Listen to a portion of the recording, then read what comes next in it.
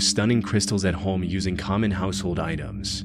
The recipe included items like laundry bleach, table salt, baking soda, pennies or some other copper coins, and ammonia. The instructions were straightforward. Mix these ingredients in a large glass jar, add the pennies, and blow on them through a straw to trigger the reaction. However, anyone who followed these instructions was in for a horrific surprise. What seemed like a harmless DIY experiment turned into a nightmare, because the original poster's promise of beautiful DIY crystals was a flat-out lie. In reality, combining ammonia and bleach produces chlorine gas, an insidious and highly toxic chemical. Chlorine gas can cause severe respiratory damage, excruciating chemical burns, and even permanent injury with just brief exposure. Prolonged exposure to high concentrations, on the other hand, can be life-threatening. And even if someone manages to survive, the excruciating pain with every breath feels like razor blades scraping their lungs. It's a literal war chemical that was used by Germany during World War I and resulted in the deaths of over 90,000 soldiers.